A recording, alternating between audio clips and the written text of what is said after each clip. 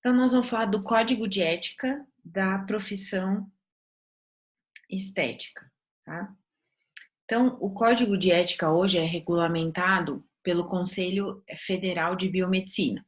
Então, o Conselho Federal de Biomedicina, ele ficou com os dois conselhos, o Conselho da Biomedicina e o Conselho da Estética, né? Então, a gente fez a aula como perguntas de falso ou verdadeiro. Vamos lá. Os estetas respondem apenas pelos seus atos praticados no exercício da profissão? Falso ou verdadeiro? Na verdade, né, os estetas respondem pelos atos que praticarem ou pelos que autorizarem o exercício da profissão. Então, a alternativa aqui é falsa. Falsa por quê? Porque eu tanto respondo pelo aquilo que eu faço, quanto aquilo que eu assino para alguém fazer, principalmente quando eu sou responsável técnico de clínica. O esteta deve zelar pela reputação apenas durante o exercício profissional? Falso. Por quê? O esteta zela pela própria reputação, mesmo fora do exercício profissional. Aqui a gente discutiu bastante na aula qual é o problema, né? As postagens, como que eu crio uma identidade profissional para mim, para evitar problemas lá no futuro, tá? Não é papel do esteta denunciar às autoridades competentes qualquer forma de poluição. Não, isso é falso, porque na verdade a gente tem biossegurança justamente para aprender quais são as formas corretas de descarte de material e sim denunciar quando há problema. Ou seja, está lá no capítulo 2, denunciar às autoridades competentes qualquer forma de poluição ou problemas com o meio ambiente que sejam inerentes à profissão. Então, eu tenho que denunciar, sim, qualquer problema que venha acontecer. O esteta deve anunciar com antecedência de 10 dias, né, ao conselho, se estiver inscrito sobre seu afastamento provisório ou definitivo dos locais. Verdadeiro, né? Então, 10 dias antes de eu me afastar, se eu sou responsável técnico de uma clínica, eu devo ir até o conselho e falar: olha, eu estou me afastando, vou tirar férias, vou ficar fora, 10 dias antes disso acontecer, tudo bem? Isso é uma obrigatoriedade. No quinto, o esteta poderá divulgar resultado ou método de pesquisa que ainda não foram comprovados cientificamente? Falso. Então, eu só posso usar equipamento, eu só posso divulgar métodos que eu tenha registro na vigilância, que tenham sido estudados e que tenham comprovação, bem? Então, não. O empregador, zelo e diligência na execução de seus mistérios. Não divulgar resultados ou métodos de pesquisa que não estejam cientificamente ou tecnicamente comprovados. Tudo bem? Isso é uma característica. 6. O esteta não tem obrigação de comunicar aos órgãos de fiscalização profissional as infrações legais e éticas que forem de seu conhecimento. Falsa também. Ele tem por obrigação que nomear os erros e notificar as infrações, tá? Porque ser conivente com o ato me torna culpado também. Então, eu tenho que ir lá e se eu sei que alguém está fazendo coisa errada, eu devo ir e principalmente eu devo dizer o que está acontecendo. Sétimo, o esteta poderá assumir a responsabilidade técnica de uma empresa, mesmo não conseguindo estar todos os dias na mesma, né? Isso é falso. Eu só posso assumir responsabilidade técnica se eu tiver todos os dias na clínica, todos os dias trabalhando. Eu não posso assinar e não ficar lá. Isso também está no capítulo 3, no exercício da profissão, né? Não deixar de prestar assistência técnica efetiva ao estabelecimento. Então, eu devo estar lá, né, o tempo todo, para poder assinar. 8. O esteta poderá declarar possuir título científico ou especialização quando estiver em fase final da pós-graduação. Falso. Eu tenho que concluir a pós-graduação, eu tenho que concluir o curso para depois dizer que eu sou especialista naquilo. Eu nunca posso ir lá e falar que ainda não terminei, né? Não declarar títulos ou especialização que não possam comprovar. E para eu comprovar alguma coisa, eu tenho que ter certificado, tá? Outra coisa importante é o local onde eu faço, tá? No lugar onde eu faço tem que estar devidamente registrado, tem que estar devidamente registrado no MEC. Então, tomar cuidado com os cursos que a gente faz, com os certificados, porque eles devem estar registrados no MEC. O esteta atuante em serviço público, em alguns casos, poderá utilizar-se do serviço para executar trabalhos de empresa privada e cobrar ou receber remuneração do usuário. Infelizmente, não, né? O que acontece? Eu não posso utilizar aquilo ali, aquele espaço público, como eu não posso utilizar o espaço público como algo para fazer os meus serviços. Eu não posso entrar numa sala e falar assim, gente, vou fazer agora maquiagem para todo mundo, sobrancelha para todo mundo. Isso é proibido, né? Quando atuante em serviço público, é vedado utilizar-se do serviço para executar trabalhos. Então, não posso. 10. O esteta tem direito de exercer com liberdade e dignidade a profissão apenas em empresas que compartilhem o ambiente de trabalho com pessoas da mesma religião e raça. Não, né? Eu tenho que ter diversidade e tenho que ter muito cuidado com isso, né? Não posso colocar lá, eu tenho uma clínica e falo, olha, aqui só entra pessoas morenas ou negras, de 1 metro, não, e que sejam católicas ou sejam evangélicas, tá? Eu tenho que exercer com liberdade e dignidade a profissão. Isso vale para todo o território nacional. 11. O esteta poderá suspender suas atividades quando a instituição pública deixar de oferecer condições mínimas ao exercício. Verdadeiro, né? Eu tenho que tomar cuidado, que é o fato de eu não reclamar, o fato de eu não sair. Tudo que me fere, tudo que não está dentro do meu código de ética, a qualquer momento eu posso romper um contrato de trabalho, tá? Então, eu posso suspender as atividades quando a instituição público-privada para a qual você trabalha deixar de oferecer condições mínimas do exercício da profissão. Isso é uma verdade. 13ª, o esteto não tem o direito de revelar segredo em defesa própria quando afrontado de grave ameaça ao direito da vida. Verdadeiro. Então, lembra do sigilo entre profissional e cliente. Porém, esse sigilo entre profissional e cliente termina a hora que a vida do profissional está sendo colocada em risco. O sigilo profissional é inerente à profissão, ok?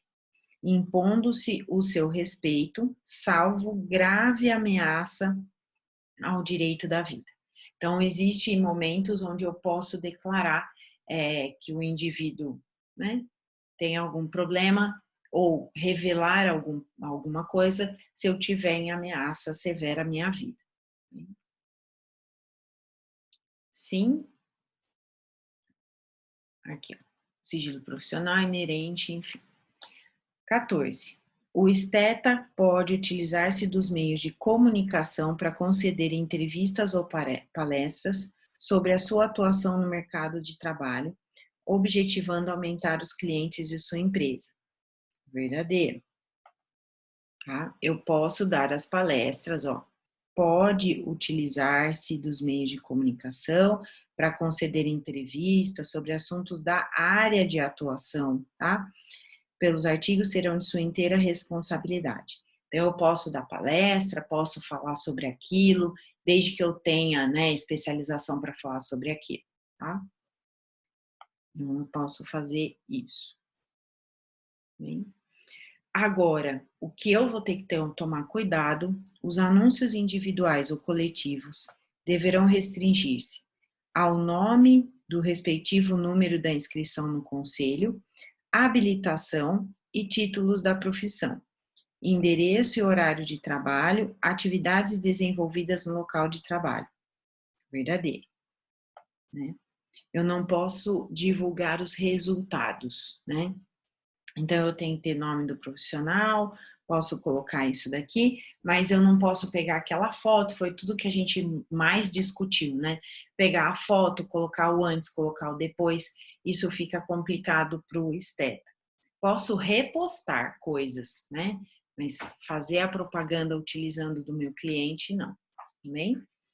O esteta poderá fixar placa em seu local de trabalho, residência ou local público. Parcialmente, né? É falsa por causa de local público. Ele não vai poder ir lá e colocar uma placa, um outdoor em local público de passagem, mas na frente da clínica ele pode. Então, pode somente fixar placa externa em seu local de trabalho e em sua residência, obedecendo a legislação pertinente. Então, lembra, não posso pôr um outdoor na 9 de julho, mas posso pôr um outdoor imenso dentro da minha, fora da minha casa ou ainda no local onde eu estou atendendo.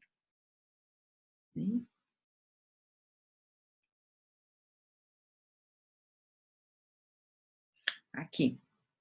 O esteta poderá oferecer em seus serviços divulgando fotos comparativas, né? Não posso fazer isso. Lembra? Oferecer os serviços profissionais é vedado, não pode, tá aqui, vedado, não pode, tá? É vedado oferecer serviços profissionais em qualquer mídia para se promover, divulgar nome, endereço, laudos, de qualquer que sejam os elementos. Então, não posso fazer isso. Tá? Aqui, a gente tinha ido até aqui, né? Vamos voltar. Aqui, a gente não chegou na 18ª, né? A gente parou lá nos assuntos de estética. O esteta poderá divulgar a tabela de preços do seu serviço. Isso é um problema, tá? Porque olha o que fala o Conselho de Ética, tá? É vedado anunciar preços, modalidades de pagamento e outras formas de comercialização. Então, não posso, teoricamente, tá? Só que o que acontece? Então, essa alternativa é falsa, porque ele não poderá divulgar, tá? O que acontece? Às vezes você faz uma postagem, às vezes você faz alguma coisa e a pessoa embaixo pergunta o preço. Teoricamente, você deveria colocar lá que é para falar inbox ou mandar para ela por direct, mas na tabela não pode. Isso foi uma das coisas que fez, lembra que eu contei semana passada, meu primo desistir do Face dele? Porque ele divulgava demais preço. Progressiva, às vezes blindagem de fios, ele divulgava demais preço e não pode divulgar preço, tá? O que o pessoal tá fazendo muito é stories. Por quê? Porque fica lá 24 horas e apaga. Então, eles têm usado isso, porque aí não dá tempo. Só que se alguém for lá, der print e te denunciar, tá fora do negócio, tá? Então, cuidado com essa de anúncio de preço, tá? Eu sigo um médico lá que faz vários cursos, e misteriosamente agora ele não pode, porque isso tá em todos os conselhos, inclusive de medicina, todos, que eles não podem divulgar valor de consulta e tal. Então, não pode. Agora, eu também vi outro pulo de gato que eu achei muito interessante. Sabe as caixinhas que você abre caixinha de pergunta? Eu vi alguém perguntando até para uma nutricionista quanto que ela cobrava a consulta. Como era uma pergunta, ela não estava fazendo uma propaganda, ela foi lá e divulgou. Então, eles estão usando muito essas caixinhas de pergunta, eles mesmos fazem pergunta para eles mesmos, sabe assim? Para divulgar o trabalho. Mas cuidado, porque propaganda é algo fixo, tá? Propaganda é algo que acontece. Para de riscar minha tela. Porque para eu riscar, eu tenho que habilitar todo mundo a riscar. Paga esse risquinho verde daí. Oiê, eu achei que isso aparecia para mim. Não. Porque para eu poder riscar, eu tenho que habilitar todo mundo. Amém? Então, cuidado com Bom isso. saber. 19ª. O esteta poderá atribuir como sua autoria de trabalho realizado por outros subordinados ou outros profissionais, quando executado sobre sua orientação e supervisão. Para que inferno! Tá? Não poderá fazer isso, tá? Essa alternativa é falsa. Até tem alguém que perguntou isso para mim. Perguntou porque estava a pessoa na clínica estava divulgando o trabalho dela com o nome da clínica. Isso não pode acontecer, tá? Eu só posso divulgar trabalho que seja meu e eu só posso divulgar trabalho que alguns supervisionados tenham feito desde que eu vá lá e eu coloque o nome da pessoa que fez, tá? Isso é vedado. Também é um outro problema que a gente tem muito sério, né? Então, não pode atribuir autoria, isso é plágio, né? E a gente brinca muito no PIN. Isso é plágio, gente. Foi outra pessoa que falou, foi outra pessoa que fez, tá? O esteta poderá denunciar, oferecer denúncia, mesmo sem possuir elementos comprobatórios para justificá-la. Falso, né?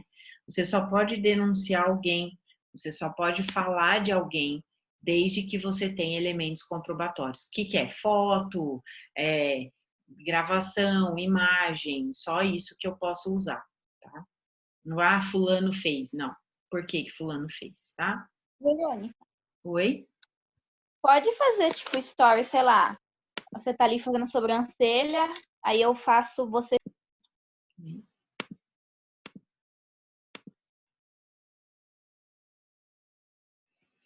Aqui a gente já exaustivamente falou disso. O esteta está vedado de revelar fatos sigilosos de quem tem um conhecimento no exercício de sua atividade profissional. Sim, verdadeiro. Eu não posso sair contando nada de ninguém, né? Não posso revelar fatos, enfim. Isso daí está vedado. Bem? Opa, deu ruim aqui.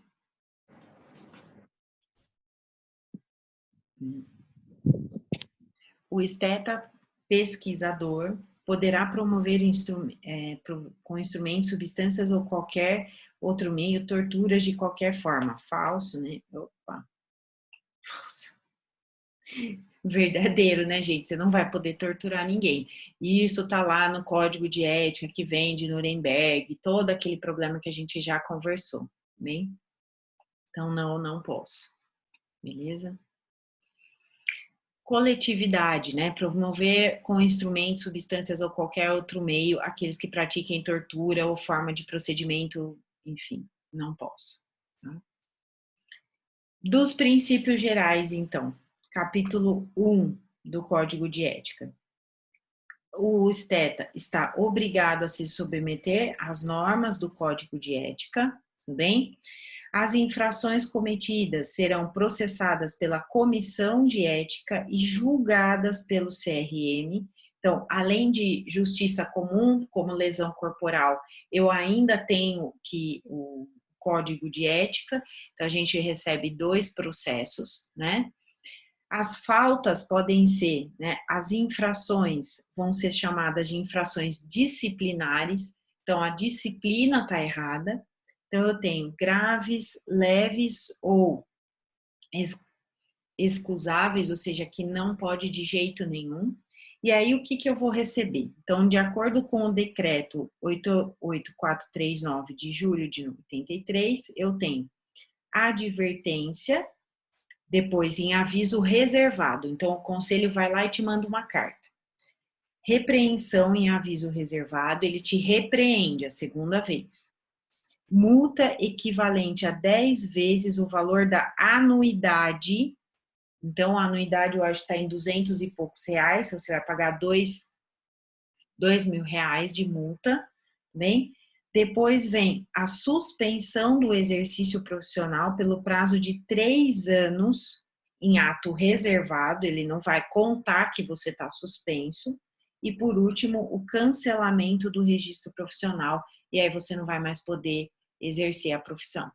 Então, lembra do problema de eu começar errado? É que eu posso tomar essa advertência na faculdade. E aí, quando eu me formar, que eu for pedir, o conselho já tem anotado meu nome e meu CPF.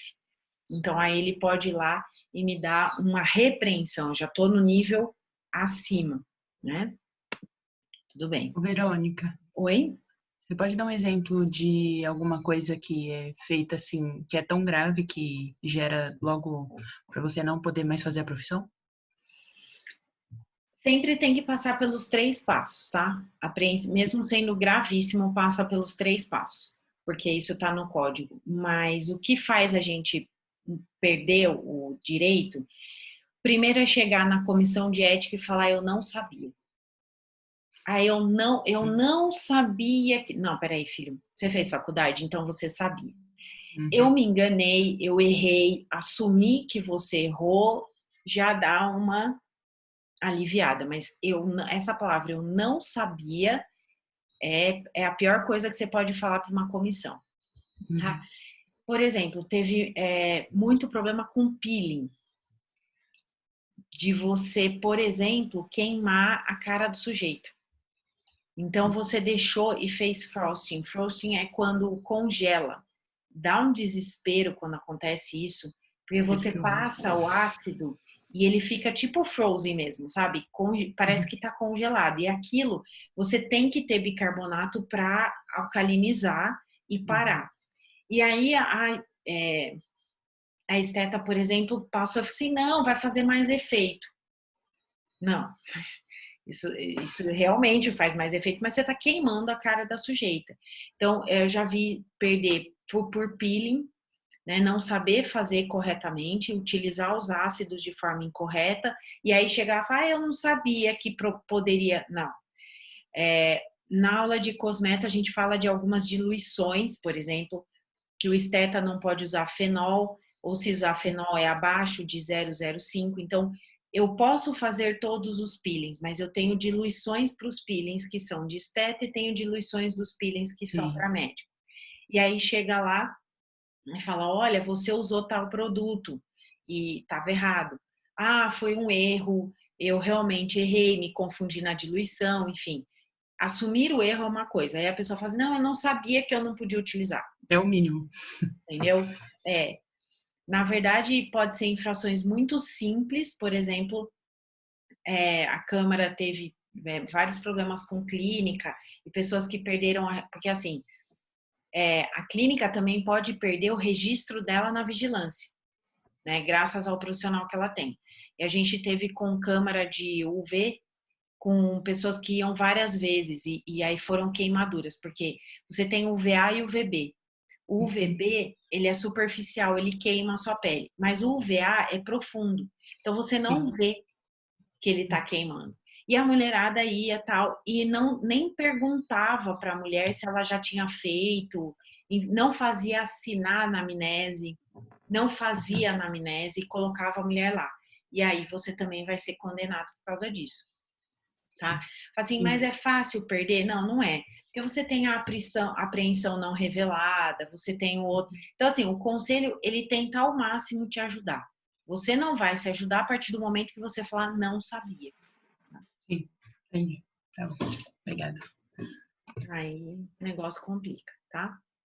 Então é isso. E a crítica é, porque o Conselho Federal de Medicina, né?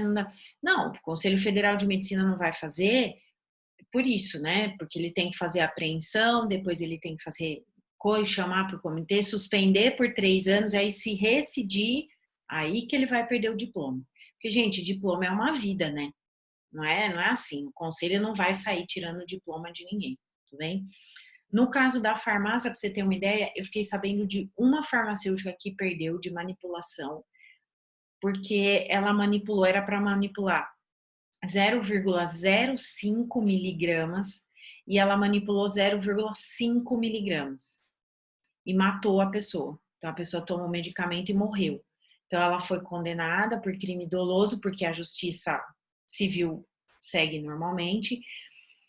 De novo, ela foi apreendida, tá? Ela teve todas as chances. O que pegou, e aí isso ficou um marco, assim, para mim, foi porque quando ela chegou para falar para a comissão de ética, ao invés dela falar, gente, sei lá, balança descalibrou, na ficha de pesagem tinha erro e eu não me atentei, mesmo sabendo que digoxina mata, ela poderia ter feito a justificativa dela nessa, que provavelmente ela ia ficar 3 anos suspensa. Ela virou e falou assim, não sabia. Eu não sabia que podia matar. Aí o farmacêutico, que é um farmacêutico também, que é o juiz ali da comissão, né, falou para ela, falou assim, filha, isso é a aula 1 de farmacologia. A gente fala da digoxina na aula 1. Né, isso é impossível um farmacêutico não saber que digoxina é alto e não conferir 3 vezes a pesagem por causa da substância. Aí ele, né? Então, assim, isso ficou marcado porque é justamente o que eu falo do juramento, né? Você jura saber aquilo que você aprendeu durante a faculdade. Então, né, o pessoal fez fazer faculdade tipo, oba! Não, não é assim, né? A gente é responsável por aquilo, tá bom? Então, é basicamente isso. Tenho que passar pelo comitê de ética, tá? E aqui deu ruim, para variar, porque eu não abri a aula. Eu tenho que abrir a aula. Gravar. Você compartilha a tela. Bem? Então, a primeira coisa que eu tenho que entender, toda vez que a gente trabalha com o ser humano, a gente está falando de direitos humanos, bem? Mas professora, a gente só vai fazer um questionário. Tá. Mas aí vocês podem até perguntar para a Ana da psicologia, o questionário, ele pode colocar coisas na cabeça da pessoa. Ela pode pensar, será que eu estou fazendo certo? Será que eu estou fazendo errado? E gerar incômodo. Então, tudo que a gente faz que envolve seres humanos está relacionado aos direitos humanos, tá? Então, eles são universais e é aqui, é na China, em qualquer lugar que você estiver, tá? Então, os direitos humanos foram definidos pelo Conselho de Direitos Humanos da ONU numa convenção que houve em Genebra, tá? Então, tudo aconteceu a partir dali e eu tenho que, não posso tirar esses direitos humanos. Então, toda vez que eu vou fazer alguma coisa, o que eu tenho que ter, tá? Eu tenho 2 órgãos reguladores de pesquisa no Brasil, o CONEP, tá? E o CEP. O CONEP, ele é, como o nome dele já diz, ele é nacional. É o Conselho Nacional de Ética em Pesquisa. Eu vou submeter todo o meu trabalho para o CONEP? Não, porque imagina o Brasil inteiro submetendo o trabalho para o CONEP, não dá. Então, cada universidade tem um CEP, que é o Comitê de Ética em Pesquisa. Então, quando você submete um trabalho, você submete ao CEP, Comitê de Ética em Pesquisa. A Unip tem um, é para lá que você vai ter que mandar o seu trabalho, tá? Então, Comissão Nacional de Ética em Pesquisa é o CONEP. Você envia para lá só, por exemplo, agora o que tem de coronavírus e tal. Ele vai avaliar as coisas mais esquisitas. Então, medicamento novo, uso de medicamentos, enfim. Fica restrito a isso, ou seja, projetos que colocam em risco a vida do sujeito, tá? O CEP, o CONEP, então, ele vai fazer regimento sobre os CEPs, ele vai controlar os CEPs, tá? E ele vai participar dessas comissões, tudo bem? É função dele. Esses são os comitês de ética em pesquisa no Brasil, então, os CEPs que foram autorizados, tá? Então, olha aqui, a região norte eu tenho pouquíssimos, né? A região centro-oeste, e a região sudeste, tá? E o nordeste, Então, como eu tenho várias capitais lá, eu tenho sempre as comissões de ética em lugares onde tem maior número de capitais. Tá? O que eu vou ter que fazer? Né? O Comitê de Ética em Pesquisa, primeira coisa, ele é formado por profissionais da área de saúde, das ciências exatas, sociais e humanas. Então, todo mundo está lá, tem psicólogo, tem farmacêutico, biomédico, esteta, tá? E, principalmente, ele tem que ter um membro da sociedade que representa os usuários. E esse é o maior problema, você achar indivíduos engajados com isso. Então, é muito engraçado para a gente que faz parte do comitê de ética a seguinte discussão. O pessoal não quer que a gente teste, mas ninguém da sociedade civil, alguém que é usuário, né, alguém que possa se beneficiar da pesquisa, quer participar das reuniões, tá? Esses comitês, para serem validados, eles têm que ter caráter multidisciplinar, tá? Isso é uma característica. Eles têm que ter caráter de várias disciplinas, não pode ser algo só da saúde, justamente por causa das coisas que podem acontecer. Para mim, para mim que sou da saúde, é muito fácil, né? E não me soa estranho algumas coisas. Para outras pessoas pode soar extremamente estranho aquilo que a gente faz. Bem? Ô, Verônica, Oi? Ativa seu som de novo. essa multidisciplinaridade varia muito de curso para curso? Não. A gente tem, dentro do CEP, não é por curso. O CEP, que é o Comitê de Ética em Pesquisa, ele regulamenta o trabalho de toda a área de saúde, humanas ou exatas. Por exemplo, se um engenheiro vai querer testar um novo material e as pessoas têm que fazer um questionário para ele saber se gostou ou não, ele tem que passar pelo CEP. Então, Tá, o CEP é entendi. único. Por exemplo, a Unip, o CEP é um só, que vai avaliar todos os trabalhos de todas as áreas da Unip. Entendi. Entendeu?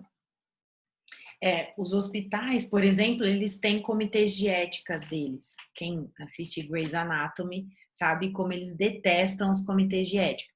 E no comitê de ética é multidisciplinar. Então, às vezes, aquilo que para um médico abrir a cabeça do sujeito com ele consciente é normal, porque ele já viu fazer aquilo, para alguém que está escutando é péssimo, tá?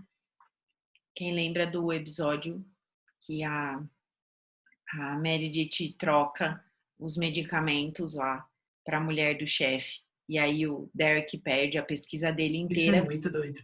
né, por causa do comitê de ética. Sim. E assim, eles morrem de medo, porque se você se você perde a sua pesquisa, na verdade, uma segunda vez que você vai solicitar, você vai entrar com o pedido no mesmo comitê de ética, que retirou a sua pesquisa anterior. Então, como que o cara vai acreditar que você realmente é ético, entendeu? Complicado, né? Bom, o Comitê de Ética em Pesquisa, ele faz relatórios semestrais daquilo que ele vai, e ele pode determinar interrupções de projetos. Ele pode ir lá e falar assim, olha, não pode fazer esse projeto porque alguma coisa saiu do eixo, saiu do que deveria ser, tá? Então, essa é a característica dele. Bem, itens necessários para o desenvolvimento de uma pesquisa. Então, itens necessários se vocês vão querer fazer iniciação científica. Bem, adequar o projeto aos princípios científicos. Então, não posso escrever de qualquer jeito, eu tenho que ter uma formatação.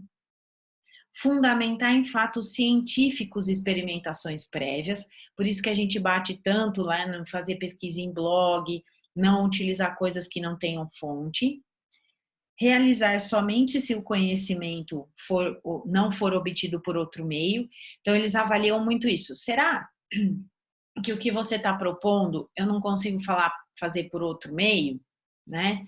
Os benefícios esperados prevaleçam sobre o risco, então tem que ter mais benefício do que risco, tá? Tenho que fazer distribuição aleatória dos grupos, não posso pôr, eu quero testar o equipamento, mas eu vou testar o equipamento, eu vou colocar minha mãe no grupo que vai usar o equipamento, não vou pôr minha mãe no outro grupo, não posso. Tanto que eu não posso nem usar pessoas próximas, tá? Se eu usar, eu não devo saber que aquela pessoa é próxima, ela vira um número na pesquisa, tá?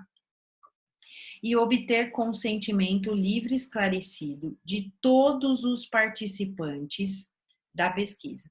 Então, todos os participantes têm que assinar o que a gente chama de TCLE, Termo de Consentimento Livre e Esclarecido, tá? Eu já mostro. São direitos do participante, garantidos nos recursos humanos e materiais, confidencialidade e privacidade, aqui as fotos estão fora de questão, tá? Respeitando sempre valores culturais, sociais, morais e religiosos. A gente tem muito problema em pedir que a pessoa, né? Eu posso usar foto de partes do corpo, mas aí eu tenho que pedir para a pessoa ir de biquíni, às vezes a pessoa não se sente confortável, perdi aquela paciente na pesquisa, tá? Condições de acompanhamento, também a gente vai ter muito problema, porque a gente fala assim, 10 sessões, tá bom, 10 sessões acabou. Não, eu vou ter que permitir que ela faça sessões enquanto ela quiser, tá? O tratamento, que é o direito ao tratamento, assistência integral. Então, teve reação alérgica, teve algum problema, sai correndo, é você responsável por ela, tá? E orientar sobre todos os riscos e benefícios. E aqui está o nosso maior problema na hora de escrever para o comitê de ética, tá? Casos especiais que a gente não utiliza na estética: grávida, idade fértil ou grávida, né, estando não sabendo, e mulheres em idade fértil, a gente tem que ter certeza que ela não vai engravidar durante a pesquisa. Então, uma das coisas que a gente pergunta na anamnese, quando a gente vai colocar uma mulher em grupo de pesquisa,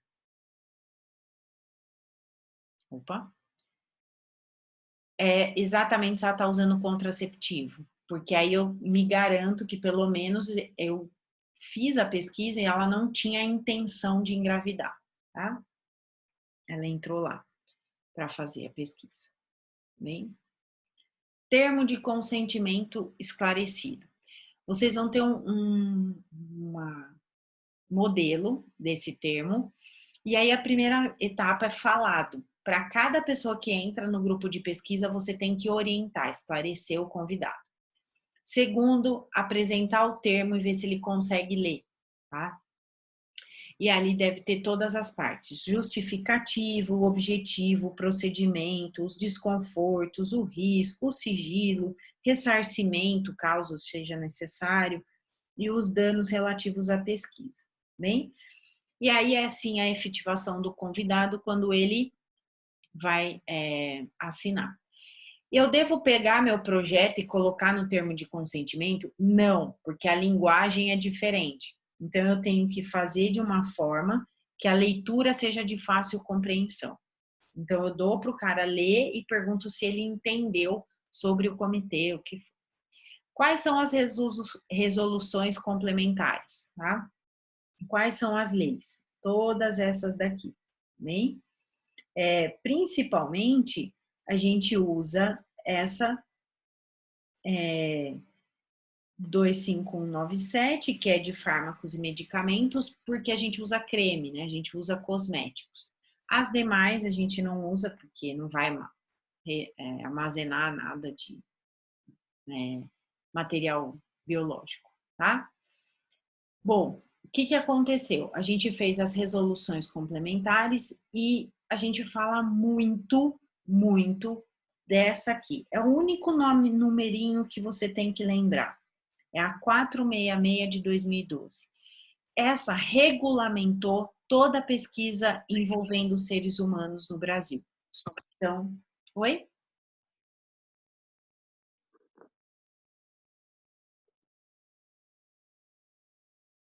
Oi?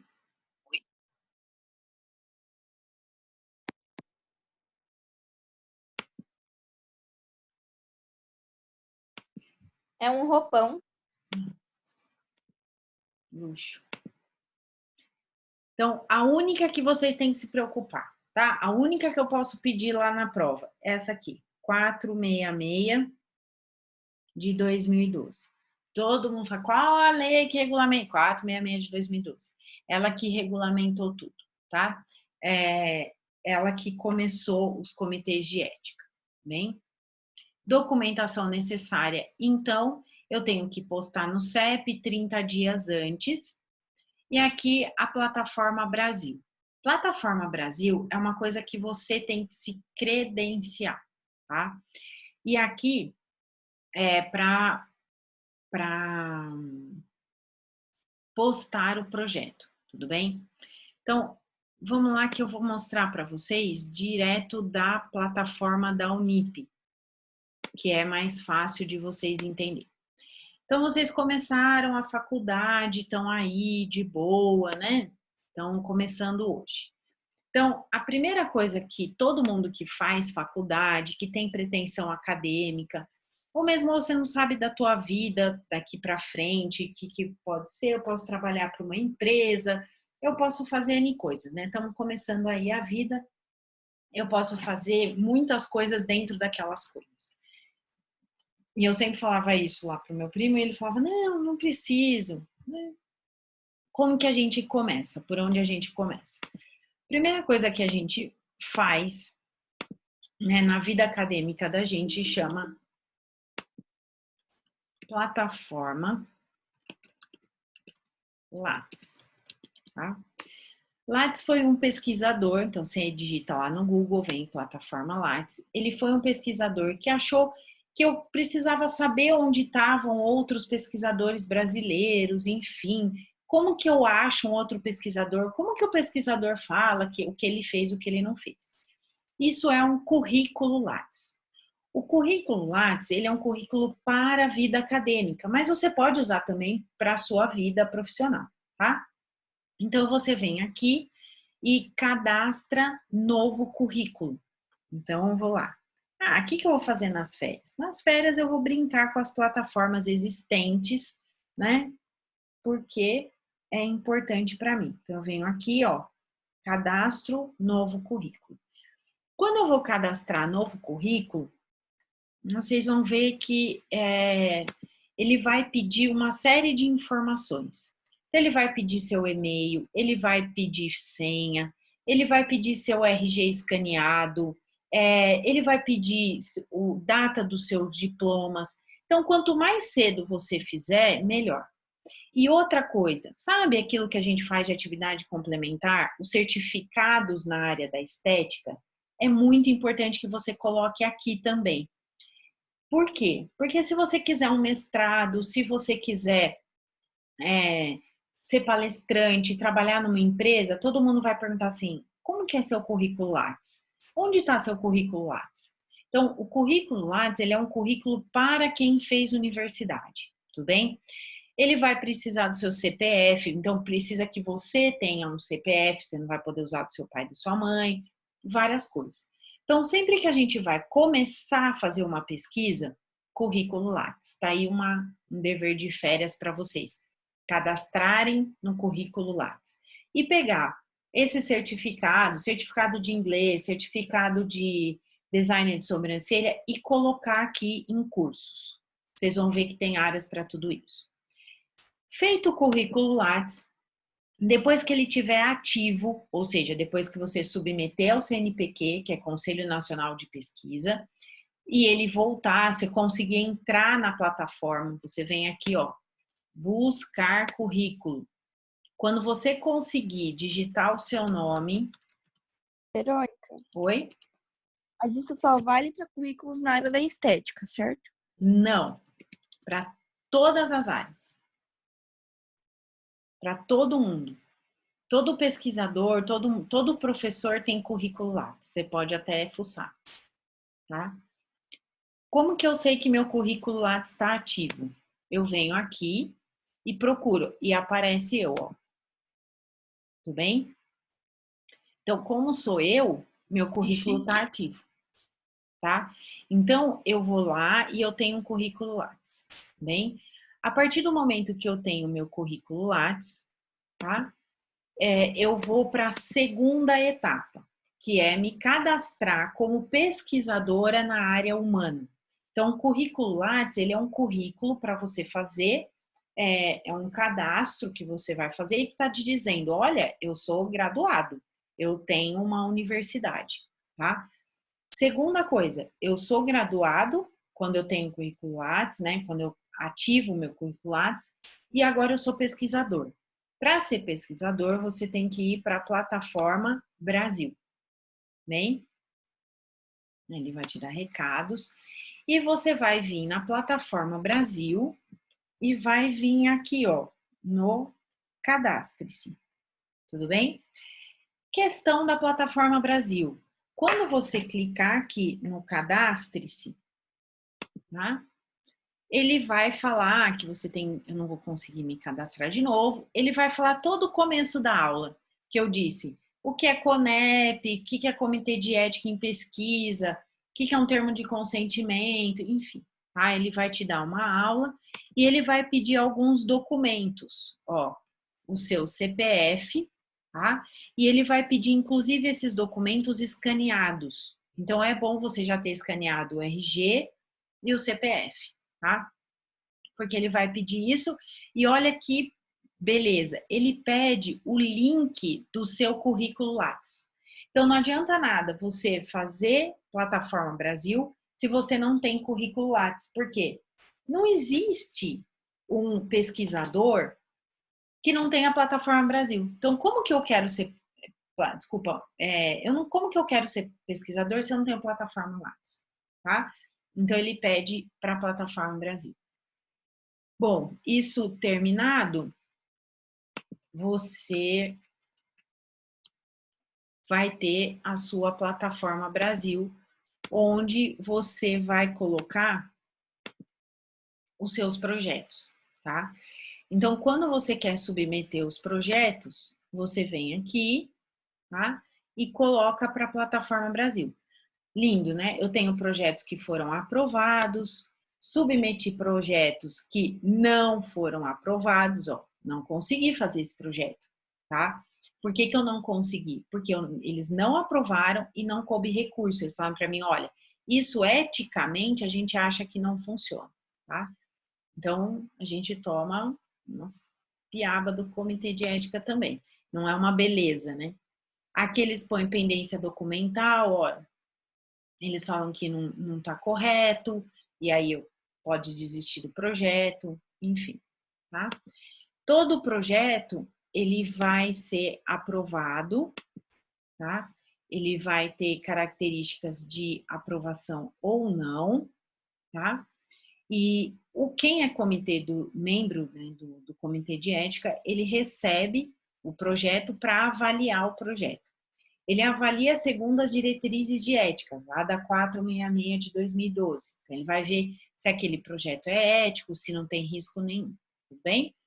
Como o comitê de ética pertence à Unip, mas qualquer universidade pode mandar para a Unip, a Unip tem uma página só para te orientar quanto a isso. Então, o que o aluno precisa fazer para ser um pesquisador, para fazer iniciação científica? Primeiro, ele tem que fazer um currículo Lattes. Depois que ele fez o currículo Lattes, ele tem que se cadastrar na plataforma Brasil. E terceiro, ele tem que enviar o projeto, que é a molde PIN, o projeto para o comitê de ética. Para evitar, então tá lá, unip.br, aqui não tenho. Então, ó, todos esses projetos que avaliou, tá? Então, unip.br, eu vou em presencial, aí eu venho em pesquisa, que é a área da Unip. Quando eu entro na área da Unip, de novo, ele fala da vice-reitoria, de comissão em pesquisa, que nós somos um CEP, regulamentado pelo CONEP, tudo direitinho. As reuniões, aqui ele fala das boas práticas de científica, todo, né, os programas que tem. E aí ele tem um link que ele fala aqui, ó, CEP, o SEUA, que é Comissão de Ética para Uso de Animais, e o CEP, Comitê de Ética em Pesquisa Humana. entro, ele fala tudo sobre isso, link, dúvidas, enfim. Aqui ele fala do calendário, né, de quando vai ser a reunião. Então, a reunião agora de maio vai ser dia 28 de maio. Então, todos os projetos que foram avaliados vão ser liberados dia 28 de maio, né? E em junho, dia 25, tá? E ele tem também os documentos necessários, tá? Então, eu venho aqui, né? E ele fala que eu tenho que fazer plataforma Brasil e tal. Então, o primeiro documento necessário chama Carta de Apresentação do Projeto. Então, eu vou apresentar o meu projeto, o meu orientador vai assinar essa carta como pesquisador responsável, bem? Então, primeiro é a Carta de Apresentação do Projeto. Segundo documento, tudo com modelo, tem que seguir esse modelo. É a intenção de pesquisa. Então, eu apresento o projeto e eu digo que eu tenho intenção de pesquisa sobre aquele projeto. Tá? Terceiro, capa do projeto. Então, ele fala como tem que ser a capa do projeto, que é exatamente a capa do PIN, que a gente faz já faz pronto para isso. E o projeto de pesquisa, como que tem que ser? Nome, introdução, materiais e métodos, cronograma, resultados esperados e referências bibliográficas nas normas da BNT. Então, se você vê o nosso projeto PIN, ele é um projeto pronto para ser enviado para o Comitê de Ética, tá? Aí ele vai falar de projetos guarda-chuvas, que é quando um projeto, né, abrange vários projetos. Você acha que terminou os documentos? Não. Vai vir o termo de compromisso do pesquisador, o orçamento da pesquisa, quem vai pagar pela pesquisa, se é você, se é o cliente, termo de autorização para banco de dentes, a gente não tem, termo de autorização em pesquisa em prontuários, que é chamado de TCLE de prontuário. Então, se eu quero trabalhar com os prontuários da clínica, eu não vou atrás da assinatura dos pacientes, mas eu vou pedir uma dispensa para o comitê. E o que dá mais problema, que é o termo de consentimento livre esclarecido. Esse termo de consentimento, ele surgiu lá no Código de Nuremberg justamente para as pessoas não fazerem o que elas querem, tá? E aqui eu vou interromper e vou mostrar ele para vocês, né? Então, esse é o termo de consentimento livre esclarecido, segundo as normas da Unip. Então, ele fala, gostaríamos de convidá-lo a participar como voluntário da pesquisa, título da pesquisa, nome dos participantes, conselho de quem está supervisionando você, tá? E ele fala aqui, ó, informe neste campo o que pretende conhecer e obter com a sua pesquisa. Então, você vai dizer para que serve a pesquisa. Depois, descrever neste campo, com a linguagem acessível, os procedimentos que serão realizados. Nós vamos fazer radiofrequência, então será utilizado equipamento de radiofrequência que funciona assim, assim, assim, enfim. Tá? Escolha uma categoria, nome dos participantes que vão atuar, e aqui vai vir a assinatura do participante da pesquisa, então ele está liberando os dados para você, o nome do pesquisador líder da equipe e a assinatura de quem fez o teste. Então, isso eu acho que é muito bacana você ter na clínica. Principalmente quando você usa equipamentos, quando você vai usar procedimentos.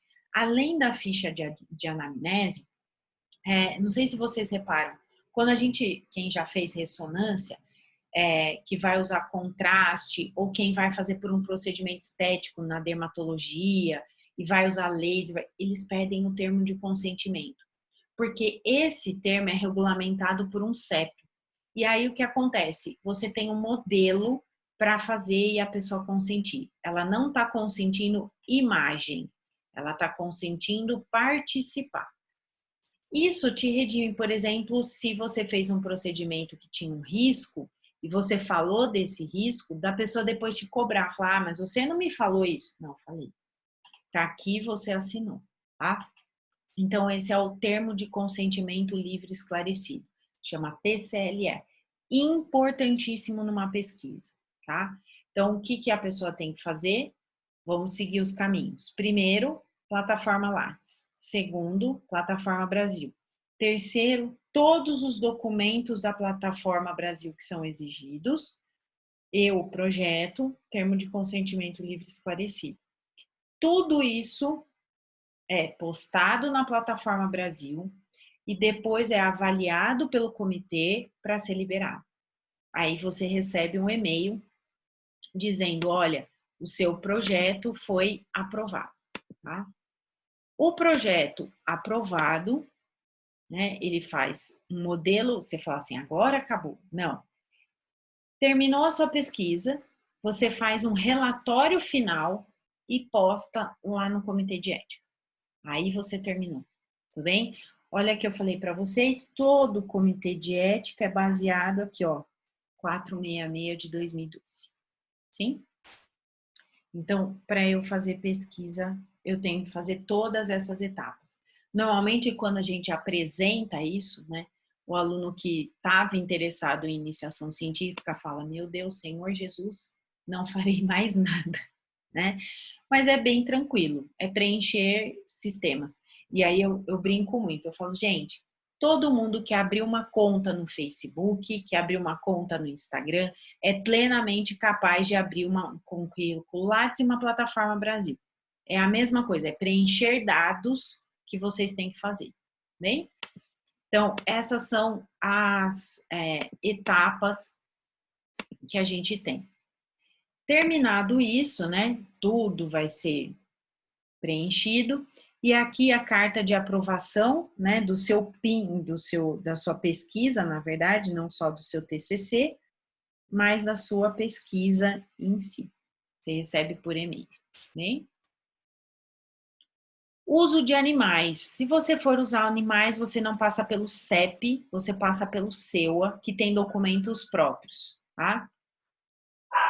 Tudo começou com Descartes, ele começou a falar que animais seriam meras máquinas e começou a utilização de animais. Então, 1650, a gente não tinha regulamentação nenhuma e eu podia utilizar os animais. Depois veio Jeremy Bentham, que em 1832, né, 1789, se opôs e disse foi o primeiro protetor dos animais na Inglaterra, dizendo que animais sentiam dores, que animais não poderiam, e criou as entidades protetoras de animais. Então, todo mundo que é extremista consegue. Então, só em 1789 que a gente passou a deixar de ver animal como objeto.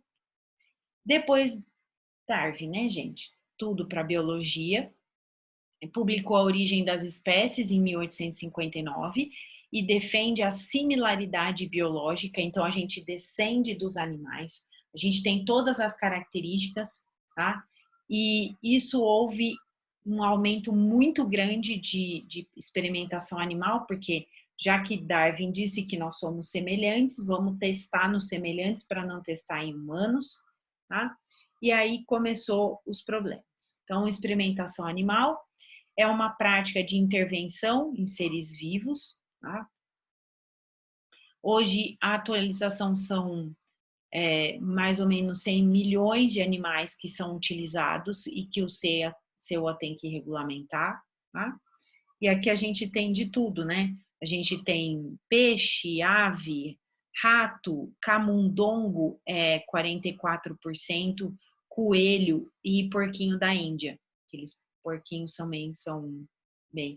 Outras espécies, só 3%. Normalmente a gente fica no camundongo, tá? Já tive porquinho da Índia e um morreu, aí depois o outro morreu também, porque sentiu falta do outro. Eu morri junto. É complicado, tá? Então, o uso de... O que o ser humano tem que entender? Que o uso de animais em pesquisa é um privilégio, tá? Eles estão ajudando a desvendar mistérios. Tanto que a gente põe no laboratório normalmente essa frase quando a gente trabalha com animais, né? O privilégio dele doar a vida dele para você, bem? A primeira lei foi em 1979, até então não se usava anestesia em animais, gente. né? Depois evoluiu, em 2008 aparece, principalmente no Brasil, a Lei Aroca, que a gente fala demais, os defensores falam demais dela, só em 2008 que aparece o CEUA, o Comitê de Ética em Pesquisa em Animais. Tá? E aqui ele falou do filo cordado, dos filos vertebrados, o que a gente podia ou não podia fazer, tá? E começa a regulamentação sobre os biotérios. Foi uma maior revolução os biotérios, tanto que a Unip desativou, que é tão complicado ter um biotério, os critérios de segurança, a gente tinha um aqui em Jundiaí, foi desativado, tá? Eu tenho biotério de criação, eu tenho biotério de manutenção e tenho biotério de experimentação. Então, são todos diferentes, todos regulamentados, tá? Para experimentação, eu tenho que ter um protocolo, tenho que mandar esse protocolo para o CEUA, não posso reutilizar animais, não posso, né, sair do ambiente, não posso, né, fotografar, a não ser e filmar, a não ser que eu tenha essa intenção. Então, todas as aulas que eram feitas práticas em animais, hoje se utiliza a gravação, não se utiliza mais os animais, tá? E é vedado o uso de bloqueadores e relaxante muscular. Porque antes a gente paralisava os animais, eles estavam conscientes, e a gente só deixava paralisado, usando ketamina, que é um anestésico. Hoje é proibido. Para o animal é mais sofrido a contenção, segurar um animal é mais sofrido para ele do que a própria experimentação. Tá? Então a contenção é bem complicada, né? Diferença entre eutanásia e sacrifício para animais, tá? Eutanásia é uma ação de promover a morte indolor, então uma morte sempre anestesiada, com pouco sofrimento, mínimo de sofrimento e dor. Sacrifício é uma oferenda, é uma imobilização real e a entrega da coisa ofertada. Antigamente, a gente usava a palavra sacrifício. Então, a gente falava assim, nós vamos sacrificar os animais. E isso foi proibido pelos comitês de ética animal. Então, a gente fala que a gente vai fazer eutanásia nos animais, tá? Após os experimentos. Né? Então, foi feito em 2012, no Conselho Federal de Medicina Veterinária, tá? Que instituiu esse termo eutanásia. Então, todo o meu doutorado eu falava em sacrifício, tanto que na minha tese está escrito sacrifício de animais. Né? A eutanásia é feita dentro dos barbitúricos, que são diazepam, né, e de cardenal, que são utilizados. Não posso fazer nada que, né, institua dor, enfim, ao animal, tá? Tem que ser aprovado a eutanásia, o jeito, qual é o método, o que eu vou fazer, né? O descarte, depois da eutanásia, eu tenho que cremar os animais mortos, né? Não posso guardar, não posso jogar fora, tem que ser tudo incinerado, né? E quem regulamenta todas essas práticas é o CONSEUA, que é o Conselho Nacional de Pesquisa em Animais, tá? Conselho Nacional de Ética Animal. E o que a gente tem na Unip é o CEUA, que quem regulamenta é a medicina veterinária, que é o conselho local de animais. A gente não usa muito na estética, mas tem documentos, tudo bem? Por que a gente usa roedor, né? Por que a gente usa os camundongos como cobaios, tá? Tamanho reduzido, custo reduzido, ciclo reprodutivo super curto, prole numerosa, geração de curta duração, então eles têm um metabolismo muito intenso, morrem rápido, tá? Posso fazer geneticamente modificados, hoje eu consigo modificar camundongos e são modelos apropriados para execução. Além de tudo, eles têm geneticamente 99% de compatibilidade por ser humano. Então, nós somos 99% compatíveis com os camundongos. Por isso que o Mickey faz tanto sucesso, né? O rato, ele já é maior, né? Eles têm alguns problemas, né? Como coprofagia e alteram muitos resultados bioquímicos. Doença respiratória, é muito difícil controlar rato. Camundongo é muito mais fácil, tá? E uma das coisas que a gente tem que saber, né, é que rato e camundongo são inimigos mortais. Rato é predador de camundongo. Então, eles nunca podem estar juntos. Aprendi isso a duras penas. Só de você colocar um rato num ambiente onde tem a camundongo, gera um estresse no camundongo absurdo, tá? Então, eles não são amigos, né?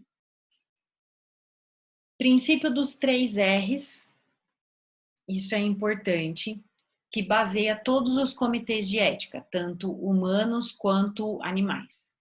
Então, primeiro R, alternativas, né? Replacement, é alternativa. Eu só posso usar animais e só posso usar seres humanos se eu não tiver alternativa. Segundo princípio, redução. Eu não preciso pedir no comitê de ética 100 pessoas, né? Ai, professora, mas a gente está aqui, é pouquinho. Pode ser 5? Pode. Eu tenho que fazer um número reduzidíssimo de pessoas, tá? Como de animais. E aprimoramento, que significa eu vou fazer a técnica sem causar dor. Eu vou causar o mínimo de dor possível. Então, todo o comitê de ética vê essas 3 coisas. Existe alternativa? Não vou aprovar. O número está reduzido? Tem uma boa estatística para fazer isso? Aprimoramento. A técnica vai causar pouca dor, então eu provei que a minha técnica é melhor do que a outra, tá? Então, o princípio dos 3 R's tem que estar lá no projeto, tudo bem? Feito isso, né, você tem lá os defensores, tudo que pode acontecer, e o uso de animais em laboratórios em pesquisas biomédicas é extremamente regulamentado, tá bom? Feito tudo isso, a gente volta. Ética. A palavra ética deriva do grego e significa aquilo que pertence ao caráter da pessoa, não à moral. Então, independente da minha moral, o meu caráter não permite que eu faça coisas que eu não deveria fazer. Isso tanto em seres humanos quanto em animais, bem?